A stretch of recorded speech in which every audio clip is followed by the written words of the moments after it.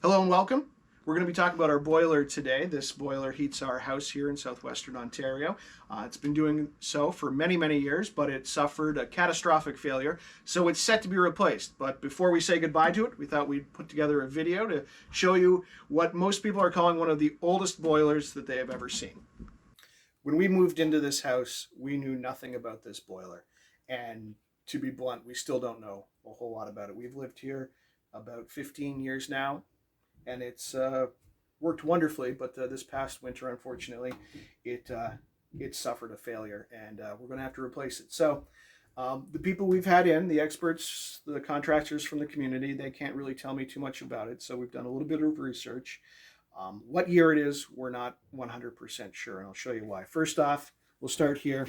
It's a 1915 model, so that would, to me, to my mind, say it was built in 1915. However, if you come up here, it says RD, I don't know what that means, but March, probably March, 1906. So either it's a 1906 or it is a 1915. Either way, it's 2023, so the boiler is well over 100 years old. The person that built this is definitely gone. The person's children are definitely gone.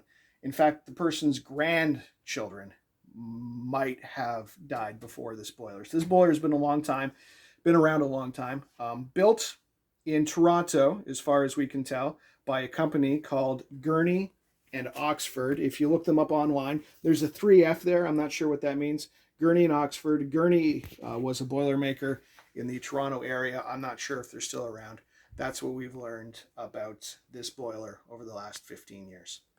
So let's pretend that it's 1906 or 1915, and this is your boiler. You wake up in the morning, and how this boiler originally worked was you would end up, I'll close this here, but you'd end up loading coal into the bottom here to get your fire going. This is what's called, what some people call a pancake or snowman boiler, because how it works is after you get your firebox all heated up, it's designed that you can add rings depending upon how many BTU, how much heat you need in the house, because the heat comes up through here. So each ring is a heat exchanger. The heat comes up and heats up the water in the home. So that's why it's called either a pancake or a snowman boiler. I've heard them called both things online. So the heat comes up, and you can adjust kind of like on a fireplace how much air is moving through the system, how much venting you're getting by using that, or keeping it damped all the way down. So one of the benefits of having a really old technology like this, like we did up until this year, is there was a big power outage in southern Ontario this past winter, and a lot of people were without electricity for 36 hours, but it was actually kind of spread over 3 days. It went out late one night, didn't come on until noon on the third day. And a lot of people got really, really cold, space heaters and the like. We were incredibly comfortable here because this system originally was built to run without electricity. And you're probably wondering how that is, and I can explain that. There's a hydrostat here, which measures your water temperature. I don't know why it was used or how it was used. We never used it. But ultimately, as things heat up, as water heats up, it moves up through the pipe. Like steam, like hot air, hot water rises. So it would come up through the pipe, travel through the home, through the large cast iron rads we have, and then eventually come back down as it cooled off, it got heavier, started to settle, back down into the system. So incredibly inefficient, but you wouldn't have to worry about electricity. So when our power was out, we still had heat. And that's why these pipes are actually on a slight incline. It's hard to see in the video, but they do slowly incline through the house. And this here, we've had the gentlemen that have come in have been worried that this is asbestos, and what it actually is horsehair wrapped in linen, and that helps keep the heat in the pipes. So there's some changes that have taken place over the years, and we'll get to that.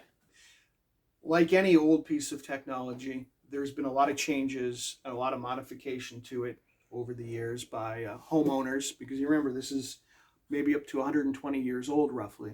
So the first change that we think took place was a conversion to natural gas, and this was actually done by Simpsons and Simpson Sears if you remember the Simpsons Sears Company, 150,000 BTU input, 75,000 minimum BTU input too. So this change actually took place around the late 60s, the early 70s. This was converted into natural gas, and that was the biggest change that has happened to this boiler over the last 120 years. Second biggest change was this was originally what they called gravity fed. That's when the hot water would rise through the house, and then the cold water would settle down through the house.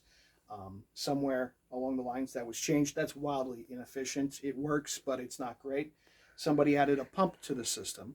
So basically what that will do is keep the water circulating, keep the water hot, and is more efficient. It's less work for the boiler to move that water through the house and keep that water at a constant temperature. And then the other change that took place is, for some reason, this boiler, most boilers have an expansion tank, because as that hot water expands, you don't want to raise the pressure too much, start blowing fittings and blowing pipes.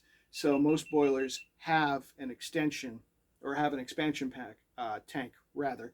This one doesn't. This one has a complete loss system. So what ends up happening is as the pressure builds in here, pressure builds and the water moves back and then down out this pipe as the pressure builds. And then as the pressure falls, the water gets cold, you shut it off for the night, fresh water will come in, bypass, and fill the system again.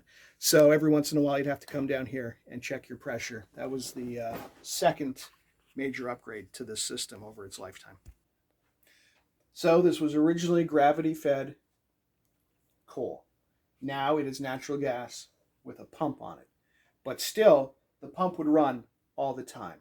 You would have to either manually turn off and turn on the pump every time the boiler came on, or what you can do is we installed a thermostat onto the boiler. So as the boiler got hot, this would get hot, and we'll show you the flame in just a few minutes here. This would get hot.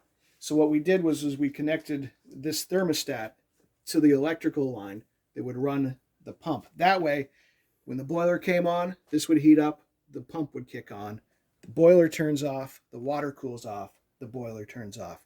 You'd think it wasn't that much of a difference, but the pump would use 300 watts an hour pumping the water through the house. So that would get pretty expensive if you let it run 24 hours a day, 7 days a week for 6 months of the year. So those are the changes that have come to the boiler. It runs on a normal thermostat upstairs like any other millivolt system. And for a long, long time, this served us very well. Again, we're going to have to replace this. One of the heat exchangers cracked. That's why you see the rust here. I came downstairs to find water leaking out of our boiler. So our old coal-fired gravity-fed boiler, after 120 years, has given up. But what we're going to do one final time is we're going to fire it up, and there's still some water in it. We'll fire it up, we'll show you the flame, and then we're going to say goodbye to our 120-year-old boiler. Okay, so I'm going to show you one last time of the inside of this boiler. It's before we give it a one last turn on, so that way we can get inside of this. So as you can see, there's a bunch of different holes. These would be where the discs go, and this is where this hole in the middle is where the flame goes up and around. And as you can see as well, there's a bunch of different, there's the big middle thing right there where the flame comes up and through the whole thing. I'm going to save this boiler. We're going to use it in our workshop probably as a wood stove.